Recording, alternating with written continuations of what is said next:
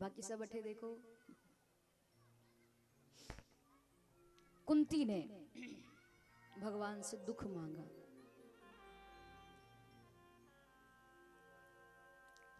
कुंती को आशीर्वाद देकर, वरदान देकर भगवान पांडवों को भीष्म पितामह के पास लेकर आए और भीष्म पितामह के जीवन का अनुभव जो था, बड़ा ही सुंदर उपदेश पितामह ने पांडवों को किया। पांडवों को उपदेश करने के बाद में उनको बड़ा पश्चाताप भी हुआ कि मैंने बहुत बड़ी गलती की। पाप तो जीवन में एक भी नहीं किया, पर पाप होते हुए देखा है। भीष्म पितामह के 124 जन्म हुए, मेरे भाई बहन 124 जन्मों में आज तक उन्होंने कोई पाप नहीं किया, पर पाप होते हुए देखा, इसीलिए उनको बाणों की शैया मिली। 54 दिन हो गए थे बाणों की शैया पर पड़े पड़े। और भगवान की कृपा, इतने बाण लगे हैं शरीर में, अर्जुन ने इतने बाण लगाए, इतने बाण मारे, शरीर का पूरा रक्त निकल चुका, पूरा खून निकल गया। भीष्म पितामह ने भगवान को देखा। पांडवों को उपदेश करने के बाद पितामह ने अपनी जो बुद्धि थी, जिसको वो अपनी बेटी कहते थे, उस बुद्धि रूपी बेटी को परमात्मा को समर्पित किया और अपने पांच भौतिक शरीर का पितामह ने त्याग कर दिया। देखते ही देखते भगवान को और शरीर को उन्होंने छोड़ दिया। पांडव सब रोने लगे, हमारे पितामह चले गए, हमारे भीष्म चले गए। भगवान बोले कि नहीं, रोइए मत। जब कोई संत अपने शरीर को छोड़ते हैं, संत कभी मरते नहीं। बात शब्दों पर ध्यान देना। संत जो होते हैं वो कभी मरते नहीं, वो तो अमर है। शरीर से भले ही हमारे साथ हो ना हो, पर आत्मा से तो साथ में है ना। उनकी कृपा, उनके आशीर्वाद के रूप में तो साथ में है। तो भगवान ने क्या कहा पांडवों से कि संत जब शरीर छोड़ते हैं, या कोई मेरा भक्त अपने शरीर को छोड़ता है, या कोई सज्जन व्यक्ति जब मरे, तो उनके मरने पर कभी भी रोना नहीं चाहिए। सज्जन व्यक्ति के मरने पर तो, भक्त और संतों के शरीर छोड़ने पर तो भगवान का भजन करना चाहिए, क्योंकि वो तो भगवान के धाम गए हैं। और जो भगवान के धाम जा रहा है, उसके लिए रोना क्यों? अगर वो कोई और जाए, मान लो स्वर्ग नरक में जाए, तो माने भी सही कि साहब वो गए तो रोना आए, पर भगवान के धाम गए हैं तो फिर रोना क्यों? वहां तो सबको जाना है एक ना एक दिन, रोना नहीं चाहिए। भगवान ने कहा कि मेरा भजन करो, और उस भजन का पुण्य उस आत्मा को लगे, तो उसको तो और ज्यादा पुण्य मिलेगा, वो तो फिर जाएगी से मेरे धाम। रोना नहीं चाहिए। हालांकि रोना आता है, पर इतना भी मत रो कि ज्यादा अति हो जाए। अच्छा, जब कोई मर जाता है, किसी की मृत्यु हो जाती है, उसको शमशान में लेकर जाते हैं, तो पीछे पीछे लोग क्या नारा लगाते हैं? राम नाम सत्य है, राम नाम सत्य है, राम नाम। आप लोग बोल क्यों नहीं रहे हो? आप ये सोच रहे हो कि प्रभु प्रिया जी कोई मरा तो है नहीं, क्यों बोले? देखो, जरूरी थोड़ी है कि कोई मरेगा तभी बोलेंगे कि राम नाम सत्य है ना। थोड़ा यदि आप अपने दिमाग पर जोर डालो और थोड़ा विचार करो गहन, तो आपको पता चलेगा कि राम का नाम ही सत्य है, कृष्ण का नाम ही सत्य है, बाकी तो सब असत्य है। इसीलिए राम नाम सत्य है। फिर भी पीछे वाले नहीं बोले। आप लोग डर रहे हो कि ऐसा नहीं हो कि कोई शमशान में से उठ के आ जाए। देखो ये भले ही आप सब इस मंत्र को किस नजरिए से देखते हैं मुझे नहीं मालूम, पर मैं अगर मेरे जीवन की बात करूं आपको बताऊं, मेरा नजरिया तो ये है कि ये कोई नारा नहीं है, और ऐसा जरूरी नहीं कि कोई मरेगा तभी बोलेंगे कि राम नाम सत्य है। ये तो एक प्रकार से एक मंत्र है। इसको आप चलते फिरते उठते बैठते कुछ भी काम करो और कोई मंत्र याद समय पे नहीं आए, इसी का जाप करो। राम नाम सत्य है, राम नाम सत्य क्या जाता है, क्योंकि राम का नाम ही सत्य है, कृष्ण का नाम ही सत्य है। रामचरितमानस के अरण्य कांड की चौपाई है। भगवान भोलेनाथ पार्वती जी को कथा सुना रहे हैं, तो पार्वती जी से बोले शिव जी इस चौपाई में क्या कि उमा कहूं मैं अनुभव अपना, सत हरि भजन जगत सब सपना। हे देवी, हे उमा, हे पार्वती, इस संसार में भगवान का नाम ही एक सत्य है, बाकी संसार तो सपने की तरह झूठा है। जैसे हम लोग रात्रि में सोते हैं, स्वप्न आता है, सपना आता है, जब सपना देख रहे होते तब क्या लगता है कि ये तो सच में हो रहा है, पर नींद खुलती है तब पता चलता है कि ये तो सपना था, ये तो झूठ था। तो संसार पे सपने की तरह झूठ है, सत्य तो एक केवल परमात्मा का नाम है, भगवान का नाम ही सत्य है, इसीलिए राम नाम सत्य है। बताओ, इतना समझाने के बाद भी इतनी धीरे आवाज आई। अरे इधर नहीं, आगे वालों की बात नहीं, पीछे वालों की बात है। हाँ अच्छा, सब लोग दोनों हाथ खड़े करो, पूरे पूरे हाथ। हाँ अच्छा, भोजन तो करके आए हो ना घर पे? हाँ। क्या बात है, 8-8 10-10 रोटी खा खा के बैठे हो। दोनों हाथ खड़े करो पूरे पूरे, हो। और जोर से बोलना, राम नाम सत्य है, राम नाम सत्य है, कृष्ण नाम सत्य है, कृष्ण नाम सत्य है, राम नाम सत्य है। बहुत बढ़िया, ऐसे जोश में बोलो। आपने देखो इतनी जोश में बोला, मुझ में भी ताकत आ गई। अब आप बस सत्य सत्य ऐसे कोई बोला जाता है क्या? नहीं, एक मंत्र है ये, और कोई मंत्र याद नहीं आए तो इसी का जाप करो। राम नाम सत्य है, और किसी के सामने नहीं करना। हाँ,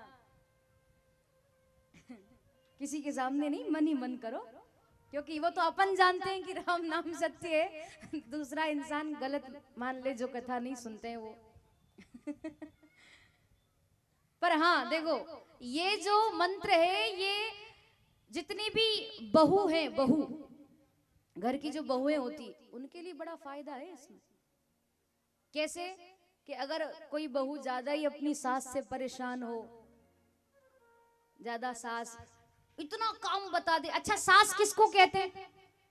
सास उसी को कहते हैं कि जो अपनी बहू को बिना मतलब ही, बिना किसी काम के इतना काम बता दे, इतना काम बता दे, इतना काम बता दे कि बेचारी बहू को सांस लेने की फुर्सत ना मिलने दे, उसका नाम सास।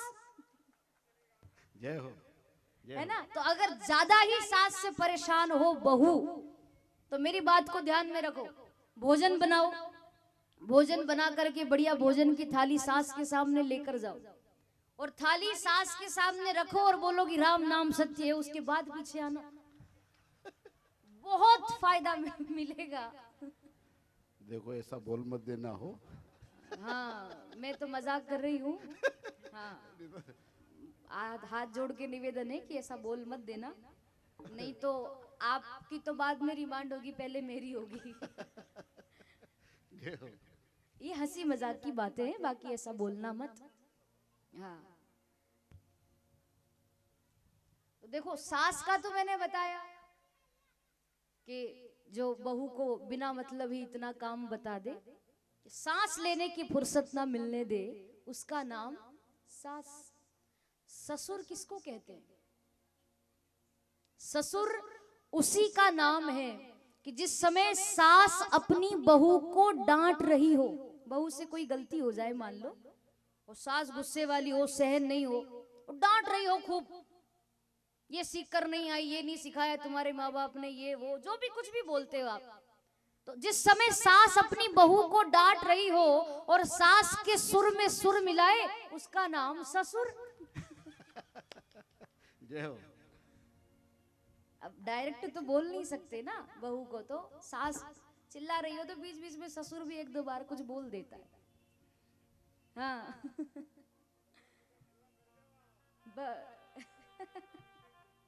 नहीं नहीं, पर ये तो मैं खैर मजाक कर रही हूँ, आप इसको सीरियस ना लें, थोड़ा बहुत होना भी चाहिए। यहाँ की तो सास भी बहुत अच्छी है और यहाँ की बहुएं भी बहुत अच्छी है और ससुर भी बहुत अच्छे हैं। एक बार सबके लिए ताली जरूर बजाएं। जय हो, बहुत अच्छा परिवार है। तो कोई भी जब मरता है, कहने का भाव इतना सा है कि सज्जन पुरुष, सज्जन व्यक्ति मरे या कोई संत अपने शरीर को छोड़े, कोई भगवान का भक्त भगवान के धाम को जाए, तो उनके नाम से 2 मिनट बैठ करके कीर्तन करो या उनके नाम से आप जप करिए, कुछ भी जो आपसे लग सके भजन करो, पर रोना नहीं चाहिए। भगवान तो पांडवों से विदा लेकर के द्वारिका चले गए। भगवान द्वारिका गए और उसके थोड़े ही दिनों बाद सूचना मिल गई कि जिस बालक को भगवान ने गर्भ में बचाया था, उस बालक ने आज जन्म ले लिया है। और ऐसा विचित्र बालक था वो कि वो बच्चा जन्म लेते से ही पालती मार करके बैठ गया और चारों तरफ वो बच्चा देखने लगा और सबको देख करके वो बच्चा रोता। जिसको देखे, जिसकी गोद में जाए तो जोर जोर से रोने लगता, जोर जोर से रोने लगता। सबको ऐसे ऐसे करके देखता, गोद में बैठने के बाद खूब रोता और देखने लगा गौर से।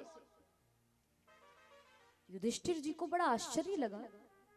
व्यास जी से पूछा कि गुरुदेव ये कैसा विचित्र बालक है, जन्म लेते से ही पालती मारकर बैठ गया, चारों तरफ ये किसको देख रहा है गुरुजी?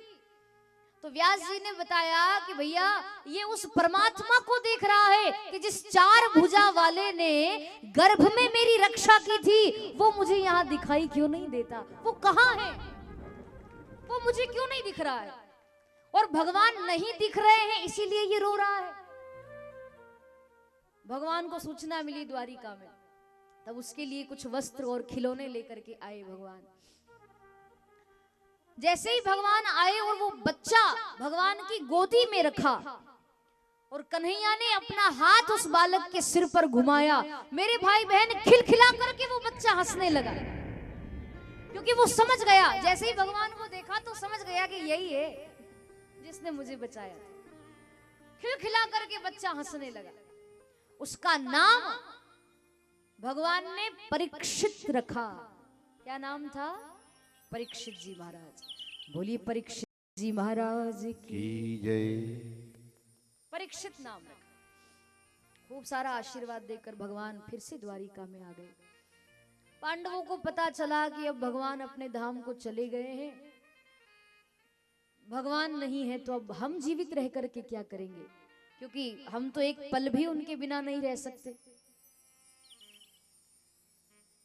तो अभी परीक्षित जी तो छोटे ही थे, पर पांडव भगवान के बिना नहीं रह सके, इसीलिए छोटे परीक्षित को ही राजगद्दी पर विराजमान कर दिया कि तुम राजपाट संभालो, अब हम तो जंगल में जाकर भजन करेंगे, हमसे नहीं रहा जाता भगवान के बिना। परीक्षित बोले कि अरे बाबा मैं तो बहुत छोटा हूं, बालक हूं, अभी मैं कैसे राजपाट संभालूंगा? पांडवों ने कहा नहीं नहीं, सब संभाल लोगे।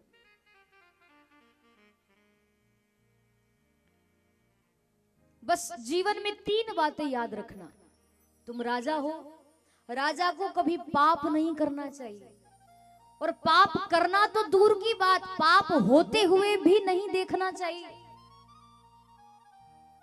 और शरण में तुम्हारे शत्रु भी आ जाए उसको भी क्षमा कर देना, और अतिथियों का खूब सत्कार करना, खूब दान करना, खूब धर्म करना, ये बातों का ध्यान रखना।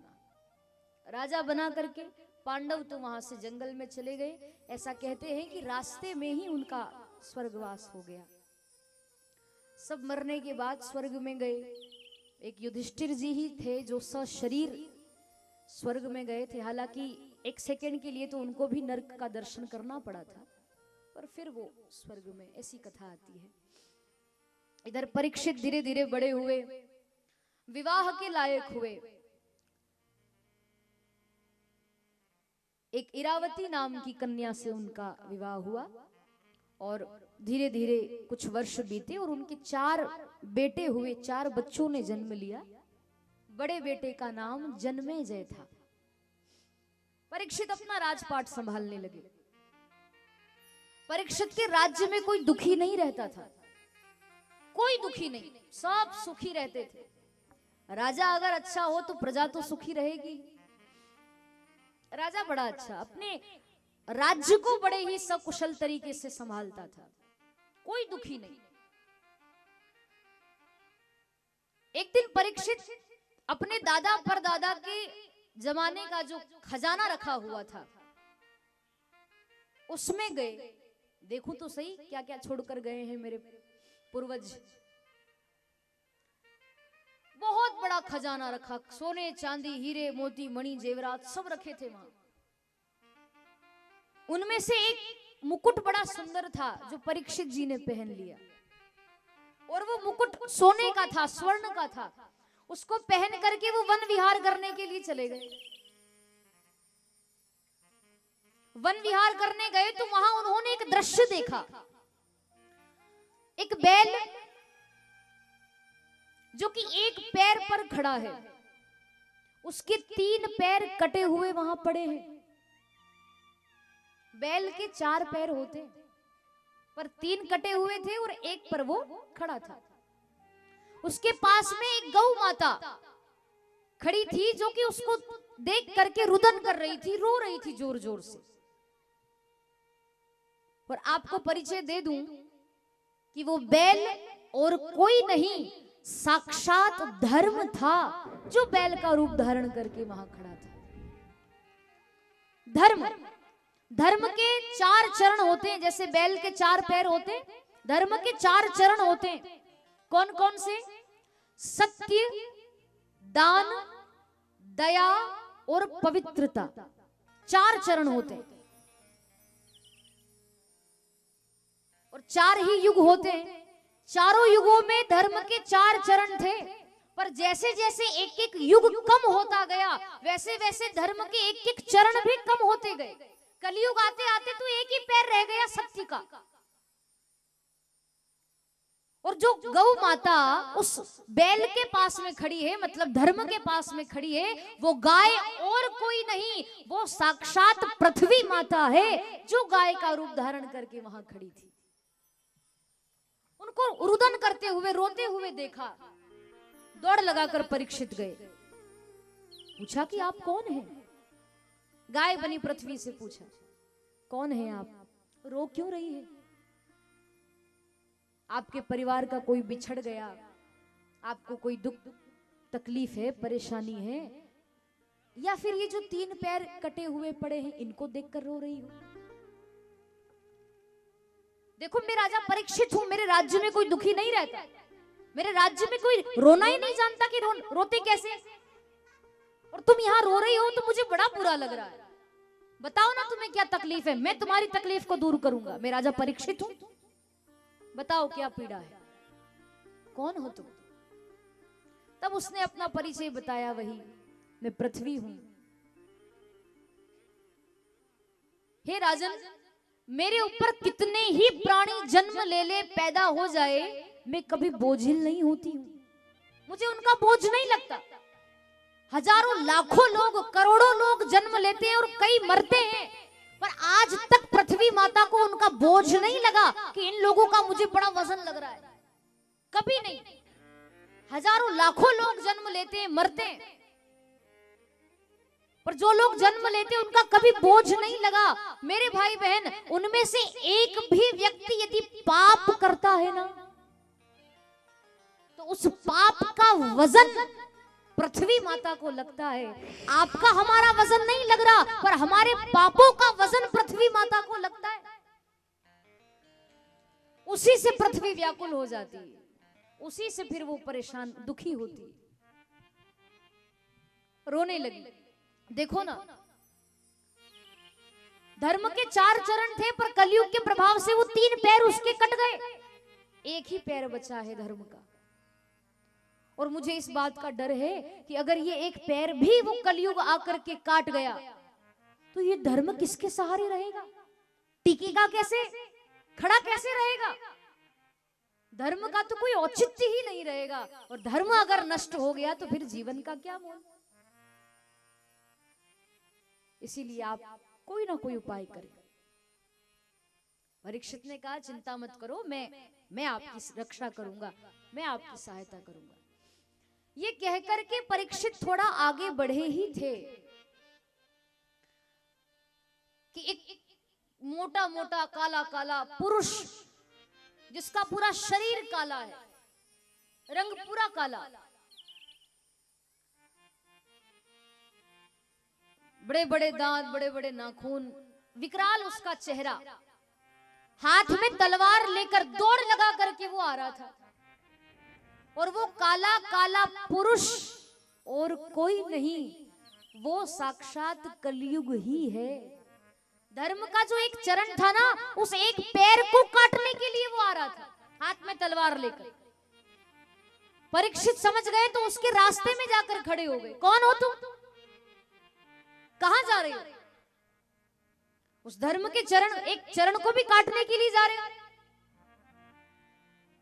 मैं नहीं काटने दूंगा। और परीक्षित उसको मारने के लिए दौड़े, कलयुग को। और कलयुग ने देखा तो वो तो परीक्षित के चरणों में गिर पड़ा, त्राही माम, क्षमा करो प्रभु, क्षमा करो। अरे आप तो राजा हैं, अरे आप तो परीक्षित हैं, आप तो बहुत बड़े राजा हैं। खूब उनको मान सम्मान देने लगा, उनकी तारीफ करने लगा। और आज के जमाने में व्यक्ति तारीफ का बड़ा भूखा है। खूब तारीफ करो आप, हाँ तारीफ करने लायक हो तो करो भी सही, पर कई कई लोग ऐसे होते हैं कि सामने वाले में जो गुण नहीं होते वो भी बता देते हैं। अरे साहब इनमें तो ये गुण है, ये तो ऐसे है, ये तो वैसे है, तो व्यक्ति फूल करके और ऐसा हो जाता है। हाँ, वो तेल का कुप्पा नहीं होता, बिल्कुल कुप्पे की तरफ फूल जाता है व्यक्ति तारीफ सुनकर। सम्मान का बड़ा भूखा। अच्छा, आए थे परीक्षित कलयुग को मारने, पर कलयुग ने तारीफ कर दी। अरे आप तो राजा हैं, आप तो इतने बड़े वीर हैं, आप तो धर्मात्मा हैं, दानवीर हैं, खूब दान करते हैं, धर्म करते हैं, आपके राज्य में तो कोई दुखी नहीं होता। खूब तारीफ करी। परीक्षित फूल करके ऐसे हो गए। परीक्षित ने कहा क्या वरदान मांगना चाहते हो मांग लो, मैं राजा परीक्षित हूं, क्या मांगना चाहते हो मांग लो। कलयुग बोला कि अब ज्यादा तो कुछ नहीं, बस रहने के लिए स्थान मिल जाता तो बढ़िया रहता। तो 4 स्थान परीक्षित ने कलयुग को दिए। 4 स्थान रहने के लिए बताए। कौन कौन से? द्यूतम, पानम, स्त्री, सुना, यत्रा धर्मश्चतुर्विधा। द्यूतम पहला स्थान है, द्यूतम, और द्यूतम का अर्थ होता है जुआ खेलना। द्यूतम यानी जुआ खेलना।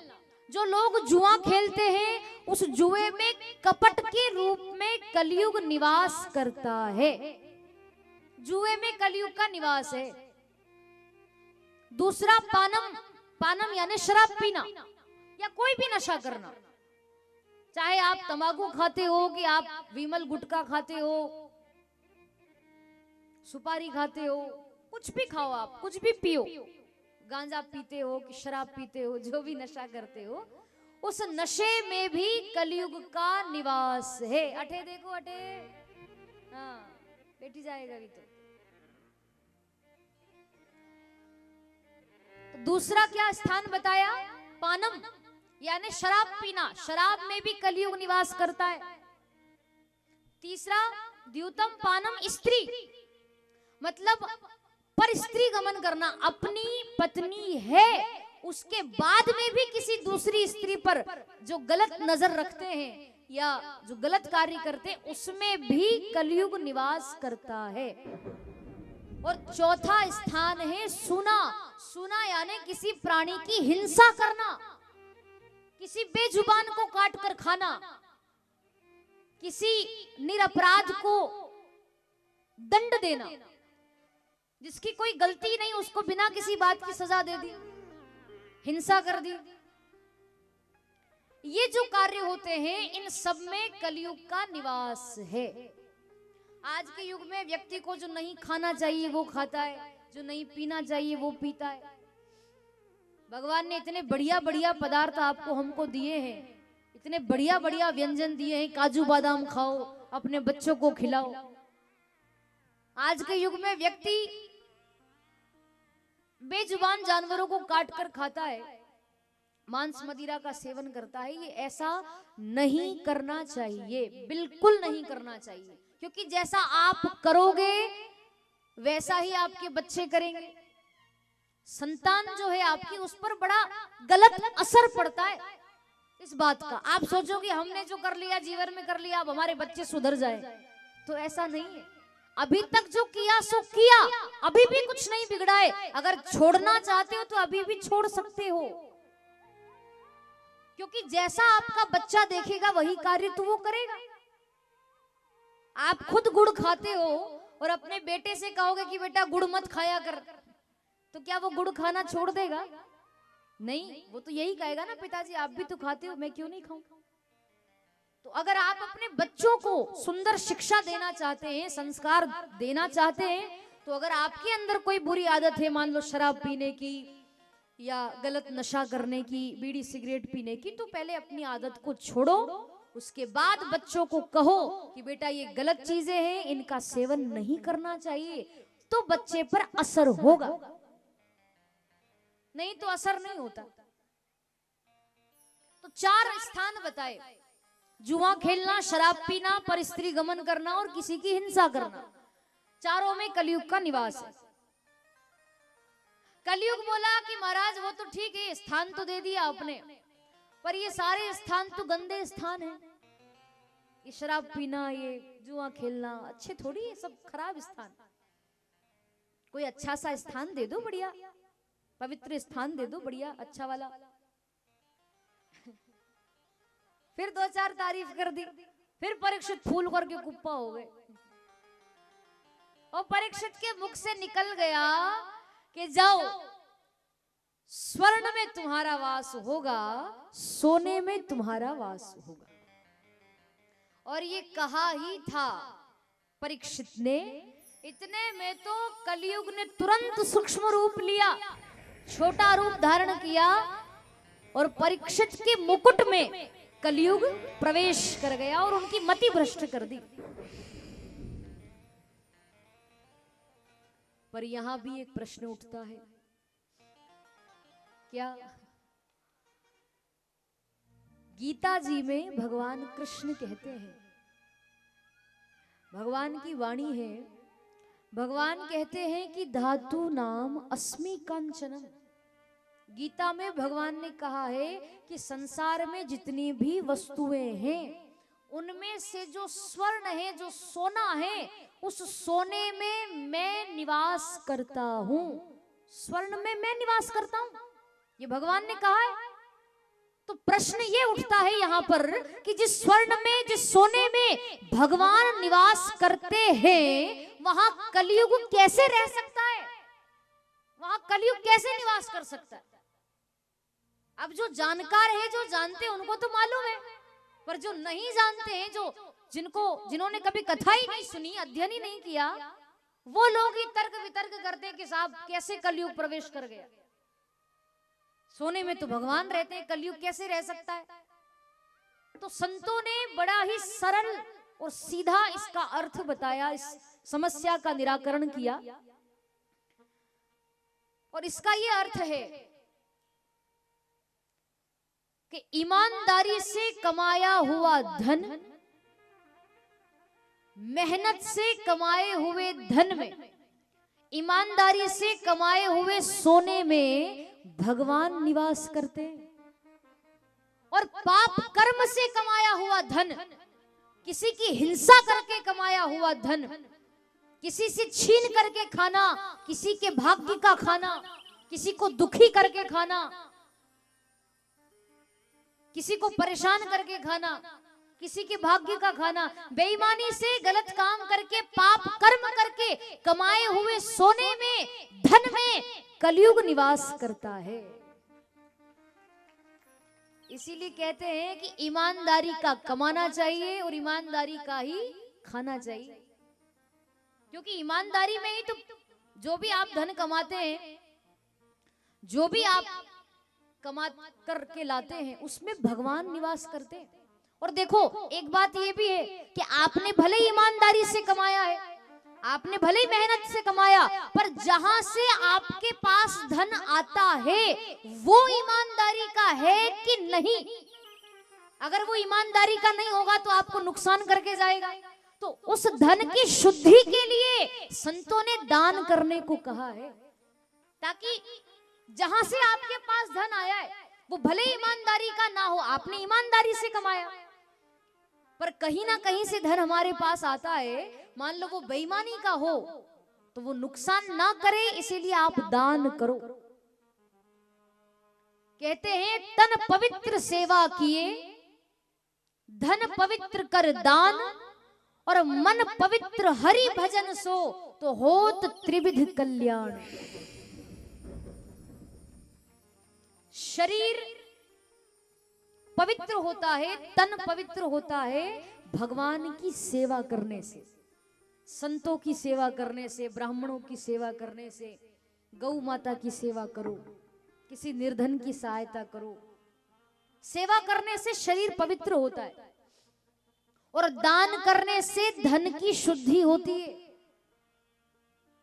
आपने भले ईमानदारी का कमाया, पर जहां से आता है वो क्या पता ईमानदारी का हो या ना हो, तो उसकी शुद्धि के लिए आप दान करो, जितना हो सके उतना दान करो।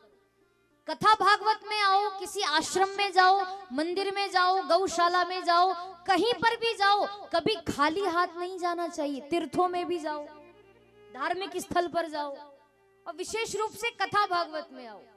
इसका मतलब ये नहीं कि मैं आपसे मांग रही हूं, हाँ ये भी मत सोचना मुझे कुछ नहीं चाहिए, हमें कुछ चाहिए ही नहीं, परमात्मा का दिया हुआ सब कुछ है। पर शास्त्रों की बात है, वो तो बताना ही पड़ेगी, हम नहीं बताएंगे तो कौन बताएगा आपको। दान करना चाहिए, कथा में कभी खाली हाथ मत जाओ। पत्रम पुष्पम फलम तोयम, तुलसी पत्र लेकर आओ, जरूरी नहीं कि दक्षिणा ही लाओ, तुलसी पत्र लेकर आओ। कोई जैसे तुलसी की माला बना करके लाओ, है ना, फूल माला बना करके लाओ, अपने हाथों से फूल तोड़ कर लाओ, मिठाई लेकर के आओ, भगवान को फल लेकर के आओ, भोग लगाने के लिए जो आपसे बन सके वो लाओ, और वो यही इनको भोग लगाकर आपको वही प्रसाद बांटा जाता है, उसमें क्या दिक्कत है। पर खाली हाथ नहीं आना चाहिए। जो खाली हाथ कथा में आता है वो खाली हाथ ही चला जाता है। तो कुछ लेकर के आओ और कुछ लेकर जाओ। श्रद्धा भाव हो तो दक्षिणा भी लाइए, पर अगर नहीं हो तो मत लाओ। हाँ कोई नहीं, आप तो बिना दक्षिणा के ही कथा सुनो, कोई मांग नहीं रहे। पर एक बात है, शास्त्र कहते, मैं तो नहीं कह रही, मन से तो कह नहीं रही, दान खूब करना चाहिए। किसी गौशाला में दान करो, किसी मंदिर में दान करो, किसी कथा भागवत में दान करो, कहीं भंडारा हो रहा हो तो वहां दान कर दो। दान करने में क्या जाता है, धन ही तो शुद्ध होता है। बस कमा कमा करके इकट्ठा कर लो कि साहब मैं तो अब पैसा खर्च नहीं करूं, छाती से नहीं छूटता लोगों के। पर ये बात भी ध्यान रखना, आप इकट्ठा करोगे ना तो वो वहीं का वहीं रहेगा, धन आपका बढ़ेगा नहीं। जितना दान करोगे, दान करने से तो और बढ़ता है, घटता नहीं है। जितना दान करोगे आप धन को, उतना और बढ़ेगा। दान करने से कभी नहीं घटता, पड़ा रहेगा, रखा रहेगा, तो वो तो ऐसी ऐसी जगह जाएगा कि आपको भी पता नहीं चलेगा। डॉक्टर को कितना पैसा देते हैं हम, हजारों लाखों रुपए दे देते हैं हम लोग। तबीयत खराब होती है, बीमारी मान लो कोई आ गई, तो देते हैं कि नहीं डॉक्टर को, खुशी खुशी देना ही पड़ता है कि लो साहब ले लो जितना लेना हो। कोई भी परेशानी आती है तो पैसे देते ही हम, रुपए देकर ही तो काम चलाते हैं। तो इससे अच्छा तो दान ही करो, दान करो, हॉस्पिटल में जाना ही ना पड़े। दान करना चाहिए। तो कलयुग प्रवेश कर गया परीक्षित जी के मुकुट में। मैंने आपसे निवेदन किया था कि ईमानदारी के कमाए हुए धन में भगवान निवास करते हैं और बेईमानी के कमाए हुए धन में कलयुग निवास करता है। इसका अर्थ ये हुआ कि जिस मुकुट में कलयुग प्रवेश कर गया, जो मुकुट परीक्षित ने पहन रखा था वो भी ईमानदारी का नहीं था, है ना? नहीं था, वो जरासंध का मुकुट था, जो पांडव उससे झगड़ा करके लेकर आए थे। जरासंध का मुकुट था, वो छीन करके लाए थे, छल कपट करके लेकर आए थे, और छल कपट से लाया गया था वो मुकुट, इसीलिए मुकुट में कलयुग प्रवेश कर गया। बेईमानी का था, वो छल कपट करके लाए थे। परीक्षित जी की मति भ्रष्ट हो गई। आगे बढ़े। एक ऋषि का आश्रम आया, शमीक ऋषि, ध्यान मग्न समाधि में बैठे थे। मेरे भाई बहन, समाधि एक ऐसी अवस्था है कि समाधि में जाने के बाद व्यक्ति को बाहर का कुछ भान नहीं रहता। कौन क्या बोल रहा है, कौन क्या कर रहा है, किसने क्या कहा, कुछ सुध नहीं रहते। और एक बार समाधि लग जाए तो फिर उस व्यक्ति को संसार में कुछ अच्छा नहीं लगता, फीका लगने लगता है, फिर सब व्यर्थ लगता है, बेकार लगता है। सारी इंद्रियां अंतर्मुखी हो जाती है, बाहर कुछ रहता ही नहीं। समाधि में शमीक ऋषि बैठे थे। उसी समय परीक्षित आए और जल पिलाने के लिए कहा, महाराज जी जल पिलाओ, मुझे प्यास लगी, मैं राजा परीक्षित हूं। अब शमीक ऋषि तो समाधि में बैठे थे, उनको नहीं पता कि राजा परीक्षित आए हैं, कि जल पिलाने के लिए कह रहे हैं। कि बहुत देर हो गई, कोई उत्तर नहीं मिला ऋषि की तरफ से, महात्मा जी की तरफ से। तब फिर परीक्षित बोले, अरे महात्मा जी, मैंने कहा ना मुझे जल पिलाओ, प्यास लगी। जब कोई उत्तर नहीं आया बार बार कहने पर भी, तब परीक्षित को लगा कि ये तो ढोंगी महात्मा है, मुझे देख करके आंख बंद करके बैठ गया। मैं राजा परीक्षित हूं, जल ही नहीं पिलाते ये तो। ढोंगी महात्मा समझ करके उनका अपमान कर दिया। कैसे? क्योंकि कलयुग जो प्रवेश कर गया था मति में, खराब कर दी बुद्धि। तो शमीक ऋषि के पास में ही थोड़ी दूर पर एक मरा हुआ सर्प पड़ा हुआ था। परीक्षित गए, लकड़ी से मरे हुए सर्प को उठाया और शमीक ऋषि के गले में डाल दिया। अपमान कर दिया उनका। मरा हुआ सर्प डाल करके परीक्षित वहां से चले गए। थोड़ी देर बाद शमीक ऋषि के बेटे श्रृंगी ऋषि वहां आए। उन्होंने देखा कि मेरे पिता के गले में मरा हुआ सर्प है, मेरे पिता का अपमान किसने किया, इतनी बड़ी दुष्टता किसने की, कौन है वो? तब आश्रम के 4 छोटे छोटे बच्चे आए। वो ऋषि राजकुमार बोले कि राजा परीक्षित आए थे, हम दूर से देख रहे थे, पर वो इतने गुस्से में थे कि हम डर गए तो सामने नहीं आए।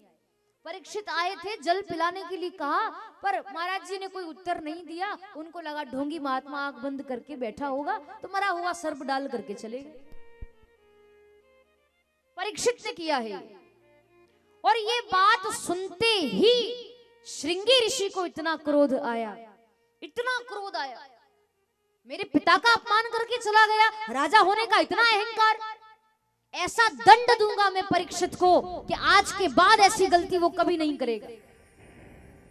तुरंत हाथ में गंगा जल लिया और श्राप दे दिया कि मैं परीक्षित को श्राप देता हूं, मेरे पिता का अपमान करके गए हैं, तो आज से 7वें दिन परीक्षित को तक्षक नाग डसेगा और उस तक्षक नाग के डसने से परीक्षित की अकाल मृत्यु हो जाएगी, ऐसा श्राप देता हूं। और वो जल छोड़ दिया, श्राप दे दिया। उसी समय शमीक ऋषि की समाधि टूटी। श्रृंगी ऋषि तो रो रहे थे बैठे बैठे।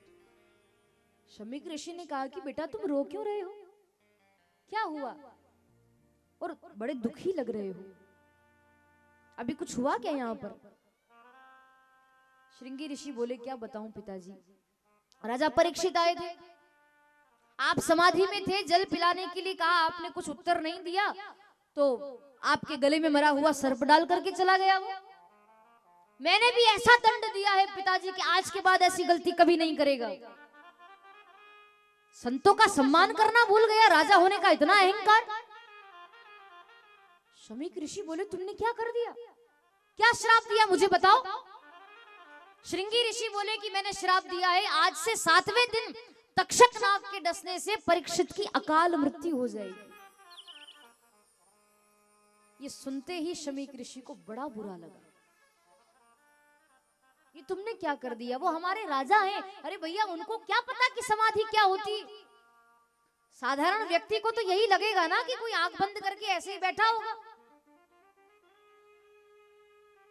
तुमने ये अच्छा नहीं किया। तुरंत 4 ब्रह्मचारी शिष्यों को बुलाया। शमीक ऋषि ने कहा कि जाओ परीक्षित को सूचना देकर आओ कि मेरे बेटे ने उनको श्राप दिया है, पता तो चले उसे। चारों शिष्य गए। अच्छा, उनके जाने से पहले ही परीक्षित महल में पहुंच गए थे और मुकुट उतार करके जैसे ही परीक्षित ने रखा, तुरंत याद आ गई, ओहो मैंने ये क्या कर दिया, मैंने एक महात्मा का अपराध कर दिया, उनका अपमान कर दिया, मैंने मरा हुआ सर्प डालकर आ गया, ओहो मैंने तो बहुत बड़ी गलती कर दी। और इस बात का पश्चाताप वो कर ही रहे थे कि वो चारों शिष्य आ गए।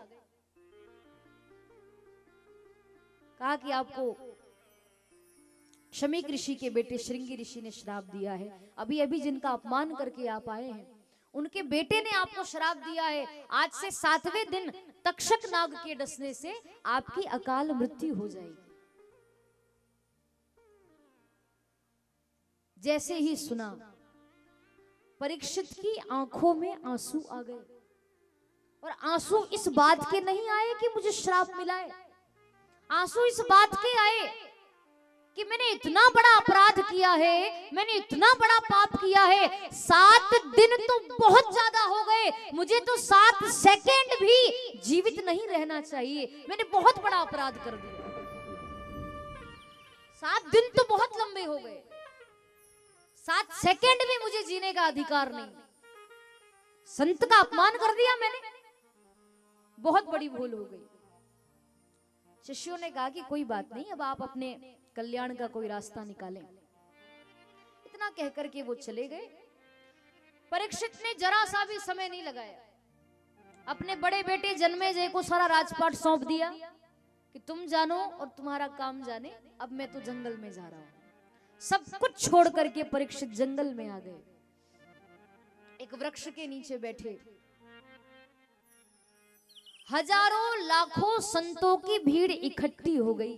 धीरे धीरे करके इधर से संत आए, उधर से आए, उधर से आए, जहां देखो वहां संत ही संत घेरा बना करके बैठ गए।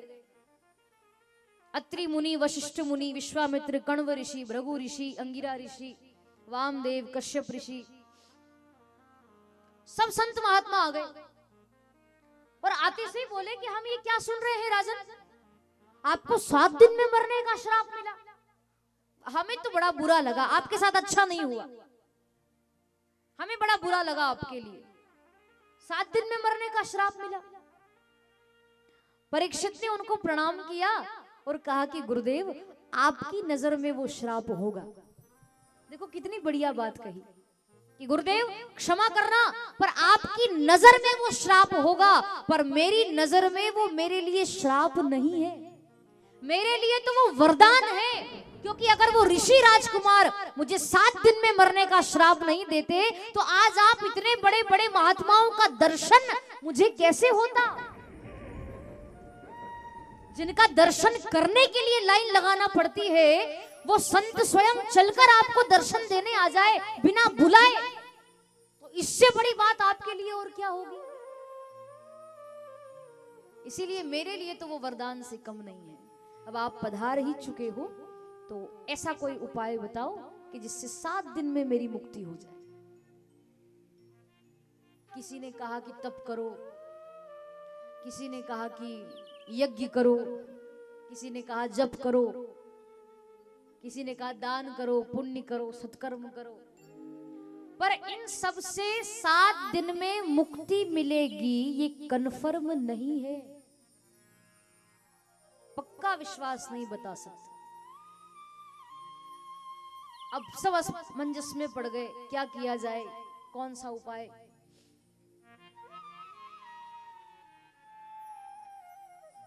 तो उसी समय श्री सुखदेव जी महाराज आए। सुखदेव जी जंगल में समाधि लगाकर बैठे थे।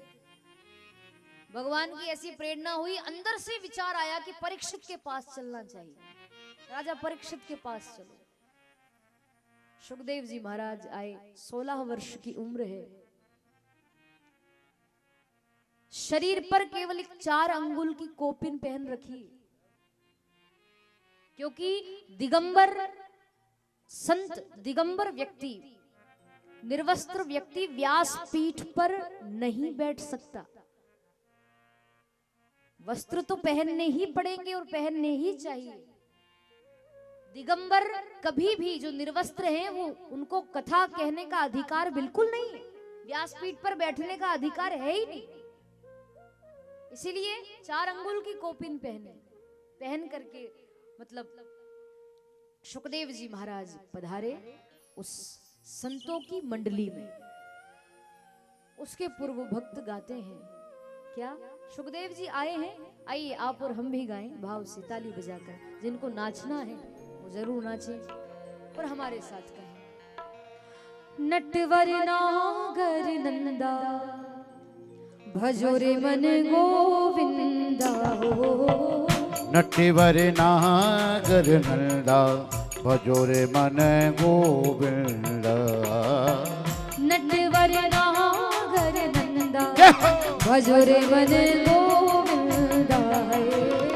नटवर नागर नंदा भजो रे मन गोविंदा। ओ भजो रे मन गोविंदा रे, भजो रे मन गोविंदा। भजो रे मन गोविंदा रे, भजो रे मन गोविंदा। श्याम सुंदर मुख चंदा भजो रे मन गोविंदा हो। श्याम सुंदर मुख चंदा भजो रे मन गोविंदा। नटवर नागर नंदा भजो रे मन गोविंदा। श्री हरि नटवर नागर नंदा भजो रे मन गोविंदा।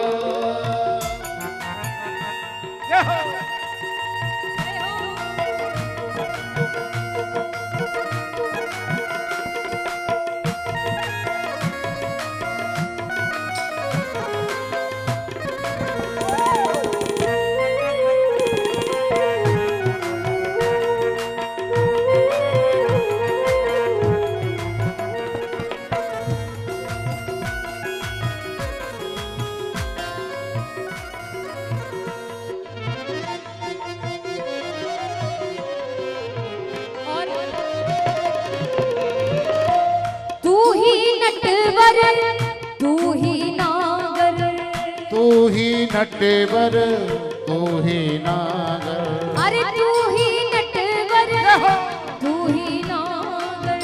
तू ही नटवर तू ही नागर। तू ही बाल मुकुंदा। तू ही बाल मुकुंदा हो। नटवर नागर नंदा भजो रे मन गोविंदा हो। नटवर नागर नंदा भजो रे मन गोविंदा रे।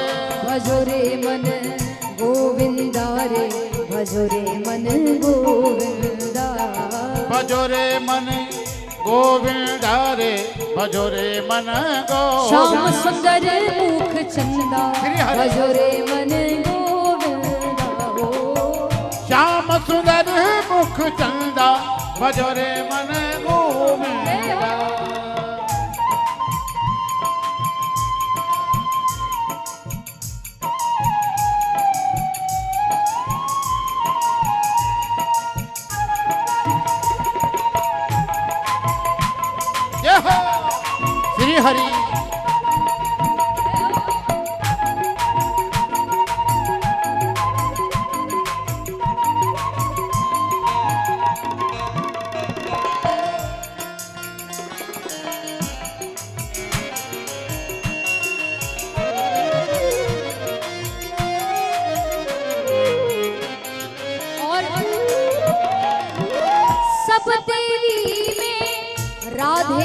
बड़ी है, सब देवी में राधे बड़ी है।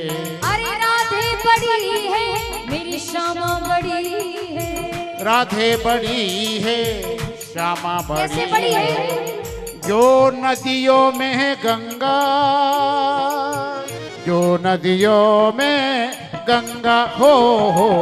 नटवर नागर नंदा भजोरे मन गोविंदा।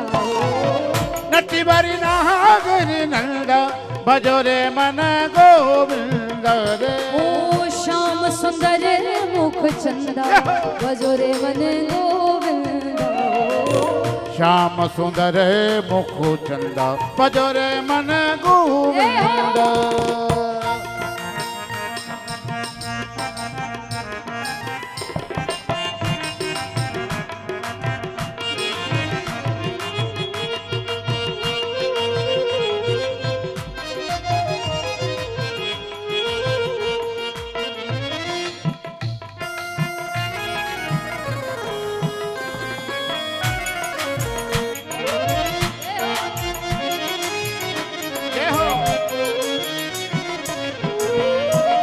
सब देवों में कृष्ण बड़े हैं, सब देवों में कृष्ण बड़े हैं। अरे कृष्ण बड़े हैं, श्याम बड़े हैं। कृष्ण बड़े कैसे हैं, बड़े हैं? श्याम बड़े हैं। जो तारों में है चंदा, जो तारों में चंदा हो। नटवर नागर नंदा भजोरे मन गोविंदा। नटवर नागर नंदा भजोरे मन गोविंदा। ओ श्याम सुंदर मुख चंदा भजोरे मन गोविंदा। श्याम सुंदर मुख चंदा भजोरे मन गोविंदा।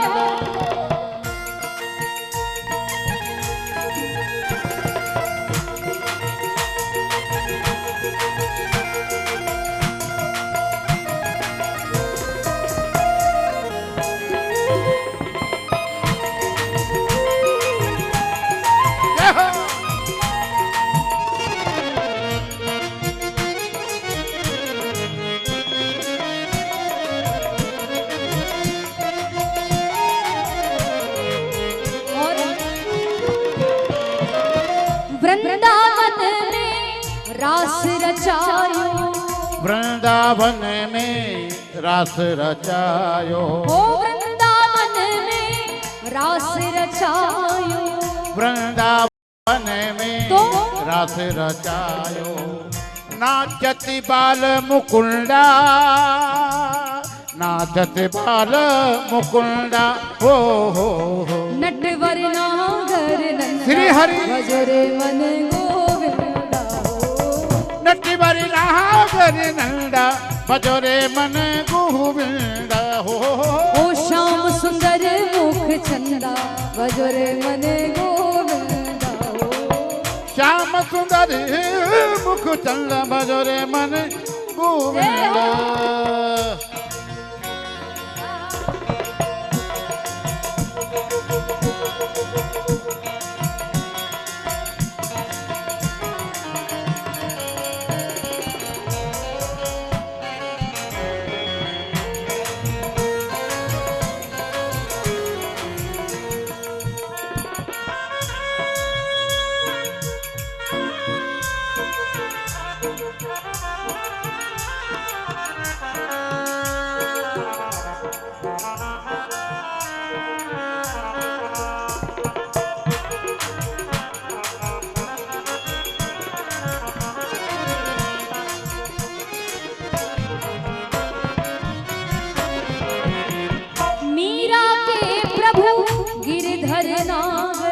ओ मीरा के प्रभु गिरवर नागर, ओ गिरधर नागर नटवर नागर, गिरधर नागर तो? नटवर नागर। प्रभु काटो यम के फंदा, आज काटो यम के फंदा हो। और कौन कौन चाहते हैं कि यमराज यमराज के फंदे कट जाएं, जरा दोनों हाथ खड़े करके बताओ। श्री हरि वाह सब वाह, चाहते जय हैं हो। तो कहेंगे नटवर नागर नंदा भजोरे मन गोविंदा, नटवर नागर नंदा भजोरे मन गोविंदा, ओ भजोरे मन गोविंदा, भजोरे मन गोविंदा, भजोरे मन गोविंदा, भजोरे मन गोविंदा। ओ भजोरे मन गोविंदा। जय राधे राधे राधे राधे, जय राधे राधे, जय राधे राधे, जय राधे राधे। अरे अकलेरा में, अकलेरा में, अरे झालावाड़ में, बोरदा में, माताओं में, भाइयों में, दादाओं में, भैया में, इन बहनों में, भक्तों में, महाकाल में। अरे राधे राधे राधे राधे, ओ राधे राधे, ओ राधे राधे, ओ राधे राधे, ओ राधे राधे, राधे राधे, राधे राधे, राधे राधे, राधे राधे। जय जय श्री राधे, जय जय श्री राधे, जय जय श्री राधे, जय जय श्री राधे, राधे राधे राधे। बोली राधा रानी सरकार की की जय।